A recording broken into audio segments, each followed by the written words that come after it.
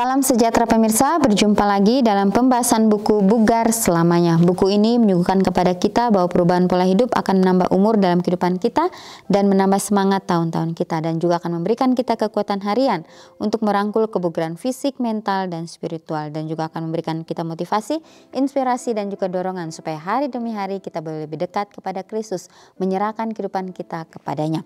Pada saat ini kembali lagi saya mengundangkan seluruh anggota keluarga dan saudara-saudara semua. Kita dapat berkumpul bersama-sama, kita akan mempelajari nasihat firman Tuhan pada saat ini, dan biarlah rencana-rencana indah Tuhan itu akan menjadi bagian masing-masing kita. Kita akan masuk ke dalam judulnya, Perang Terhadap Berat Badan. Ayatnya terdapat dalam Mazmur 139 ayat 24. Lihatlah apakah jalanku serong dan tuntunlah aku di jalan yang kekal. Kendalikan diri Anda, kawan. Jika Anda terus makan seperti ini, Anda tidak akan berhasil dalam karir Anda. Kata-katanya menyakitkan. Seorang siswa yang selalu mendapat nilai A di sekolah berniat menjadi pengacara terbaik di negara bagian atau mungkin di seluruh negara ini sedang menghadapi perlawanan selera yang mungkin akan meningkat menjadi peperangan menurunkan berat badan. Dia bertanya, haruskah saya mengindahkan peringatan itu atau menghabiskan 2 burger keju lagi dan sekaleng soda? Sayangnya banyak yang menyerah pada godaan selera. Satu lagi, lalu mungkin saya akan berubah. Mungkin Anda bisa memahami skenario ini. Hati nurani Anda mungkin merasa tidak nyaman. Bagus, faktanya semakin lama Anda mengkonsumsi junk food, terlalu banyak makan atau terlalu sedikit berolahraga, semakin besar kemungkinan Anda untuk tidak berhasil mencapai puncak karir Anda. Ada 2 alasan untuk ini. 1, Anda akan berisiko lebih besar terkena penyakit kardiovaskular, diabetes, radang sendi, batuk, dan pilek. Dan yang kedua, meskipun Anda berprestasi secara akademis, namun calon karyawan yang obesitas dihindari oleh orang yang sama-sama berkemampuan tapi dengan berat badan normal, pengusaha menginginkan karyawan yang sehat dan hemat biaya. Sekarang adalah waktunya untuk bertindak. Sains telah memberi Anda banyak alasan untuk menjauhkan makanan lemak berlebihan dan kalori kosong dari sistem Anda. Dan bahkan lebih banyak alasan untuk memakai sepatu Anda untuk jalan sehat. Sekitar 1/4 dari anak-anak sekolah di Amerika Serikat mengalami obesitas. Pada tahun 1993 diperkirakan sekitar 11 jutaan anak-anak, dan keadaannya menjadi lebih buruk saat ini.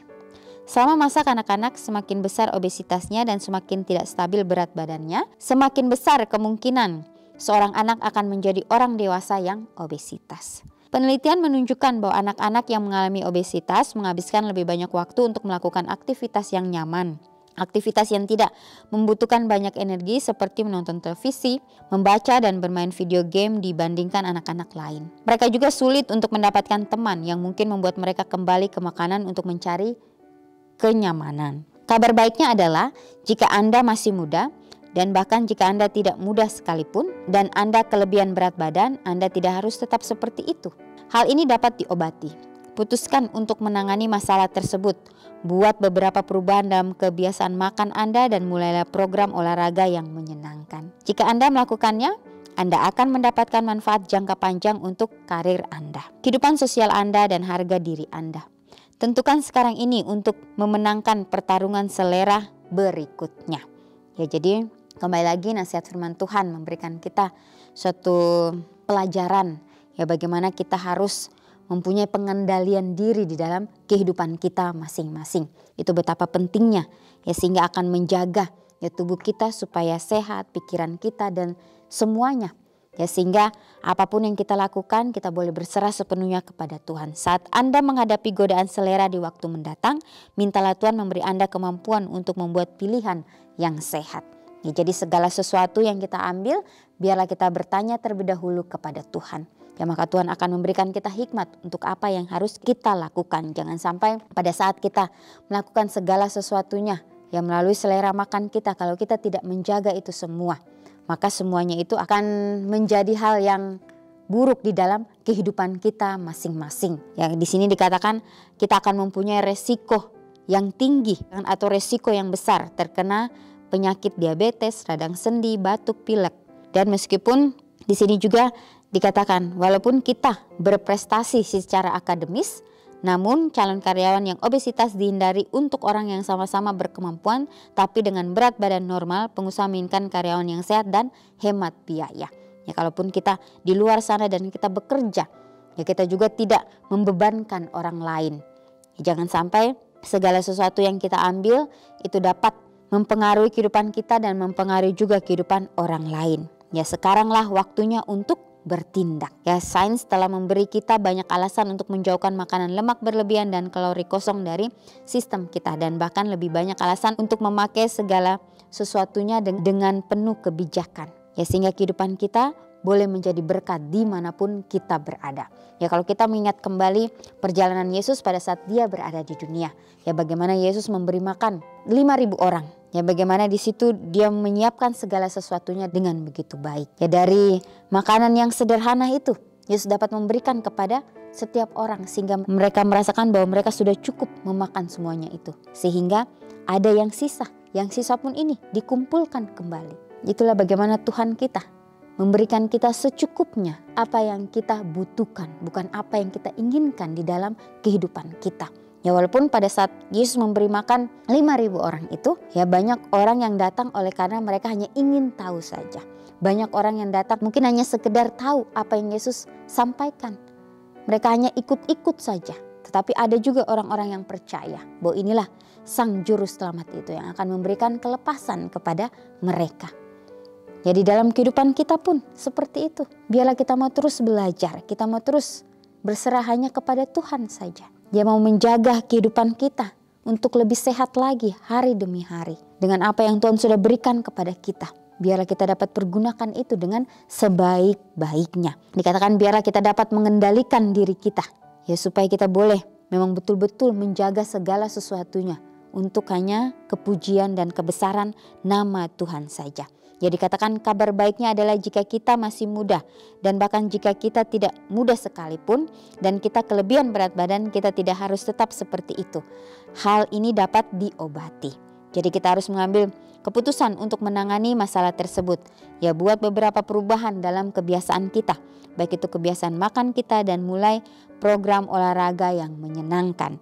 Ya jika kita melakukannya kita akan mendapatkan manfaat jangka panjang. Ya untuk kehidupan kita ke depannya dan kehidupan sosial kita dan harga diri kita. Ya tentukanlah sekarang ini untuk memenangkan pertarungan selera berikutnya. Ya jadi kita ingat kembali ya pada saat manusia yang pertama, ya nenek moyang kita, ya mereka ditempatkan di suatu taman yang begitu indah. Mereka menjaga, merawat taman itu. Ya tapi mereka jatuh oleh karena makanan. Hanya ingin mau tahu. Itulah hal yang berbahaya di dalam kehidupan kita. Ya biarlah kita pun boleh menyadari di dalam kehidupan kita masing-masing.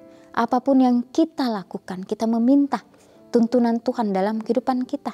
Sehingga kita pun dapat menjalankan apa yang Tuhan sudah percayakan dalam kehidupan kita masing-masing. Ya ujian-ujian itu akan datang silih berganti. Tetapi biarlah itu semua menjadi suatu pelajaran yang baru bagi kita untuk kita mau terus berkarya di dalam kehidupan kita. Untuk mau melayani Tuhan dengan sepenuh hati kita. Ya, akan banyak tantangan yang kita hadapi. Tapi biarlah itu dapat menjadi pelajaran untuk kita mau terus berjalan bersama-sama dengan Tuhan. Ya pemirsa, inilah nasihat firman Tuhan yang begitu luar biasa. Biarlah kita boleh terus mengandalkan akan Tuhan kita yang ada di surga. Ya saat kita menghadapi godaan selera di waktu mendatang. Kita harus meminta Tuhan memberikan kita kemampuan untuk membuat pilihan yang sehat. Itu semua hanya penyerahan kepada Tuhan saja. Ya ayatnya kembali Mazmur 139 ayat 24. Lihatlah apakah jalanku serong dan tuntunlah aku di jalan yang kekal. Ya kita meminta, inilah janji Tuhan. Bila mana kita datang kepadanya, meminta tuntunannya, maka dia akan memberikan kita jalan-jalan terbaik dalam kehidupan kita. Ya walaupun mungkin kita sudah serong atau kita sudah mengambil keputusan yang salah, tapi dia tetap ada untuk kita. Dia selalu ada. Apapun yang kita lakukan, biarlah kita boleh meminta. Semuanya itu hanya kepada Tuhan saja. Ya pemirsa, inilah nasihat firman Tuhan pada saat ini. Biarlah di dalam apapun yang kita lakukan, ya komitmen demi komitmen yang kita sudah ambil, kita doakan itu dengan sungguh-sungguh dan kita meminta Tuhan supaya dapat menuntun kita. Supaya kita dapat lakukan itu semuanya dengan sepenuh hati kita. Kita akan berjumpa lagi di kesempatan yang berikutnya dan Tuhan memberkati.